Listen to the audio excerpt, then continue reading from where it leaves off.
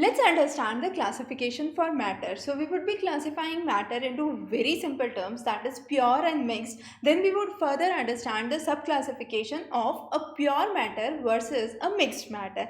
So before we begin with what is matter, matter is any substance that could occur in either of the three states. And what are those states?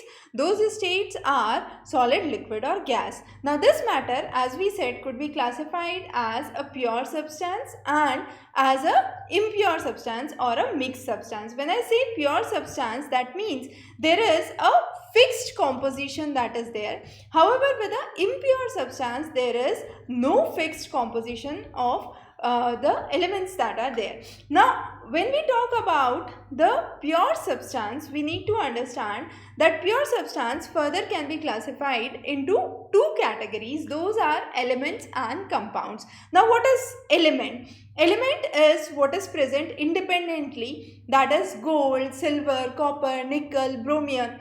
So all these are elements. They exist independently and they are part of the periodic table in very simple terms. Now these elements that are there could be further classified into three criteria. Those are metals, non-metals and metalloids, which we would understand in our next lectures.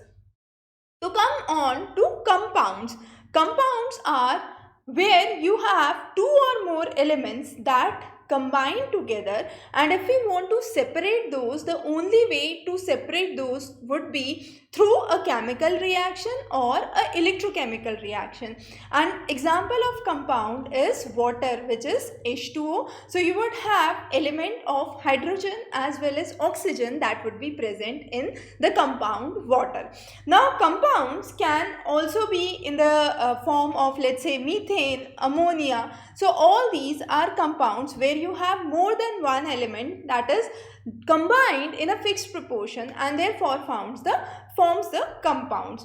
Now this is a difference in the two types of pure substances that we have talked about, which are there with fixed composition. As we said, the definition itself of a pure substance is important. It occurs in a fixed proportion or a fixed composition. The next that we talk about is the difference between the pure substances. So when we say pure substances, what we need to understand here is we talk about the elements as well as compounds, as we said. Now the examples of the elements and the compounds we have talked about. So all those that are present in the periodic table, for example gold, silver, nickel, as we said, are elements. However, when you have two or more elements combining together, it is known as compounds. Coming on to mixed substances. Mixed substances, as we said, do not have a fixed composition. So let's say I want to prepare a glass of sugar or a sugary drink. What I can do is I can add water plus sugar. Now the proportion of the sugar could vary. Some people could like less sugar, some others could like more sugar. So that is a mixed substance. The proportion of sugar is not mixed in water, is not fixed in water that you are trying to mix. So again, this mixed substances could be of two types. Now the mixed substances can be either as homogeneous substances or heterogeneous substances. When I say I mix salt and water or sugar and water, it makes a homogeneous mixture. You cannot separate it. However, or you cannot identify it as two separate things once they are mixed, and therefore it is a homogeneous mixture.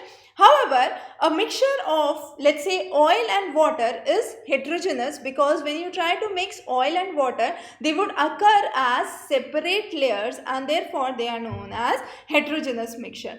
To repeat again, homogeneous, we take a glass of water and this is a plain water. We try to add salt to it and we stir it. Now once we stir it, it becomes a common solution. However, when it is oil, it remains a separate layer. So oil remains separate and therefore it is a heterogeneous mixture. So other examples of heterogeneous mixture would be mixing sand and water, oil and water. So those are common examples of heterogeneous. When I talk about homogeneous, a good example would be salt and water, sugar and water. I can say alloys. Now different alloys are homogeneous. For example, let's say brass or let's say bronze. So we are trying to mix different elements in fixed proportion, and therefore you cannot basically identify or separate out each of the components unless and until you apply a specific method to separate it out, and therefore they are considered as homogeneous mixture.